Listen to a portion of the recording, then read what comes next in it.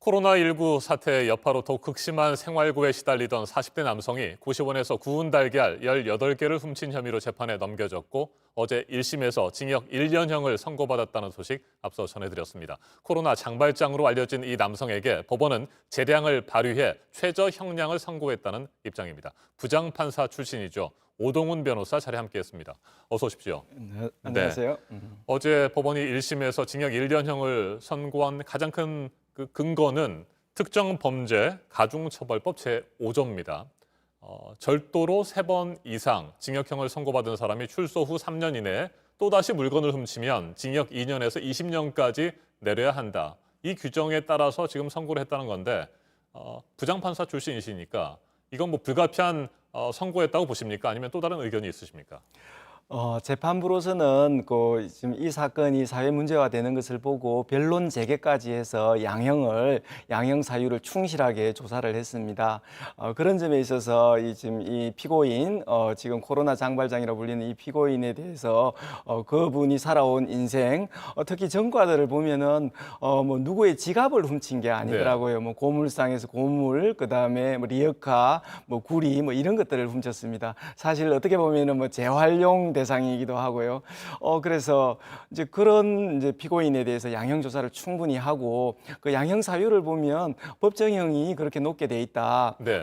벌금형을 선택할 수도 없고 집행유예도 선택할 수 없다라고 의견을 밝혔습니다. 그 재판부의 그 양형을 사유를 보면은 정말 벌금형도 하고 싶고 집행유예도 하고 싶다 하는 이 가련한 이 피고인에 대해서 굉장히 어떤 연민을 표시한 그런 판결을 선고했습니다.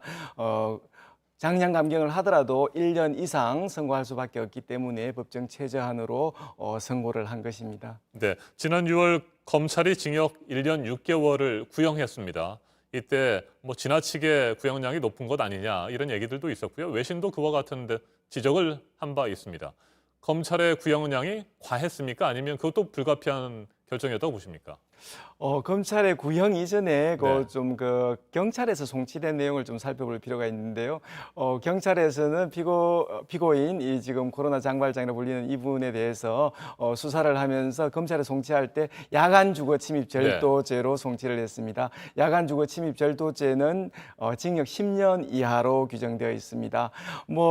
업무를 수행한 경찰관이 특가법이 있는 줄을 몰랐겠습니까? 그리고 또 전과 조회를 다 했는데 우리 피고인의 전과를 몰랐겠습니까?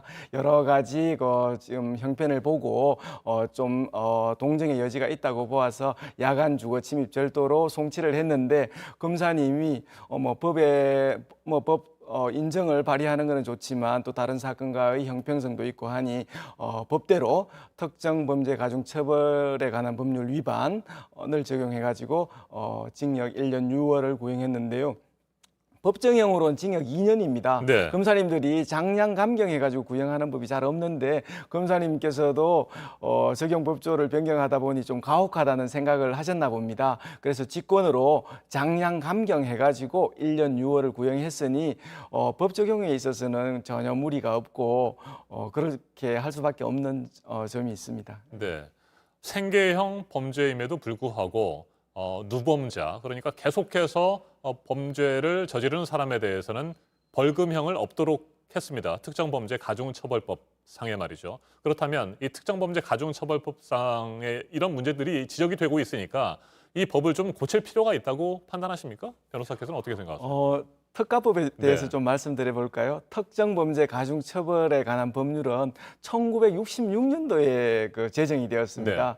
1963년도에 군사정부가 들어섰으니까요. 3년 지나서 특가법이 적용되었는데요. 특가법에는 여러 가지 법률 죄에 대해서 규정하고 있지만 제일 효과를 발휘한 것이 특가 뇌물하고 특가 절도입니다. 네. 특가 뇌물을 먼저 한번 좀 간단히 설명할까요? 네. 특가 뇌물은 뇌물 받은 액수에 따라 가지고 법정형이 정해져 있습니다. 예를 들어서 그 뇌물 액수가 1억 이상이다 하면은 징역 10년 이상 무기징역에 처하도록 되어 있습니다. 지금 우리 박근혜 전 대통령께서 이 법이 적용된 거거든요.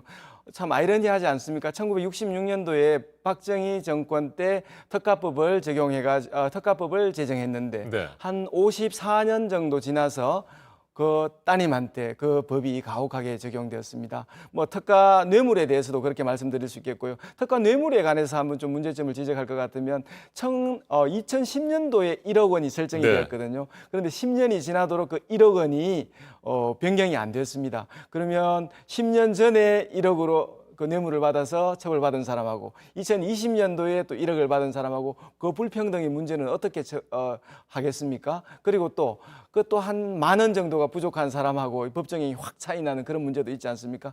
그런 똑같은 문제가 특가 절도에 네. 있어 왔습니다. 제가 재판을 할 때는 상습으로 절도하면 징역 3년 이상 무기징역에 처하도록 되어 있습니다. 정말 저는 이 사례를 보면서 제가 그냥 무심코 1년 6월을 선고했던 많은 사건들이 떠오릅니다. 어쩔 수 없이 그때 그렇게 했다라고 자위도 하고 했는데 가만히 생각해 보니 여러 가지 문제가 있었습니다. 그렇기 때문에 헌법재판소가 2015년 6월 달에 그 상습 네. 절도에 대해서만큼은 위헌 선언을 했습니다. 아하. 예, 문제가 많은 법이고 이 참 특별법이라는 게 한번 설정되고 나면 폐지가 어렵습니다. 네. 오직 실질적인 폐지권은 헌법재판소만이 행사를 할 수 있는 그런 상황입니다. 알겠습니다. 한 가지만 관련해서 질문을 드리겠습니다. 지난해 울산에서도 비슷한 사건이 있었습니다. 그와 관련해서 울산지방법원이 벌금이나 집행유예가 없는 특가법 조항에 문제가 있다고 위헌 여부를 가려달라고 지금 현재 신청한 상태입니다. 이 결과는 어떻게 될 것으로 보세요? 네, 그 재판부는 이제 조금 전에 말씀드렸듯이 2015년도에 헌재의 위헌 결정 있고 나서 네. 또 새로 이 위헌 제청을 한 것입니다. 네. 2015년도에 헌법재판소가 특가 조항의 일부에 대해서 위헌 선언을 하고 나서 어떤 일이 벌어졌냐? 그 법이 폐지된 것이 아닙니다. 2016년 1월 달에 국회가 재빨리 그 헌재의 그 위헌 지적을 개량해서 또 법을 존치를 시킵니다. 새로운 법을 만듭니다. 그 지금 피고인한테 적용된 것이 바로 2년 이상의 법정형 아닙니까? 그렇죠. 요걸 조금 변경해서 두었고요. 그다음에 또 상습으로 또 누범에 또 3번 이상 또 뭐 특별 규정을 둬가지고 또 3년 이상도 그 5항인가 또 존치를 하고 있습니다. 헌재의 속내는 특가법이 좀 문제가 있으니 폐지 쪽으로 사실은 의견을 위헌 선언을 한 것으로 보이는데 우리 입법부는 또 재빨리 그것을 수정해서 또 다른 처벌 규정을 만들었습니다. 여하튼 이 울산 법원의 그 위헌 제청은 여하튼 특가법에 많은 문제가 있다는 그래서 그 개선이 필요하다는 그런 문제점을 다시 지적하는 것이고요. 우리 헌재는 법이 그 좀 형량이 과다하다고 해서 바로 위헌 선언하는 건 아닙니다.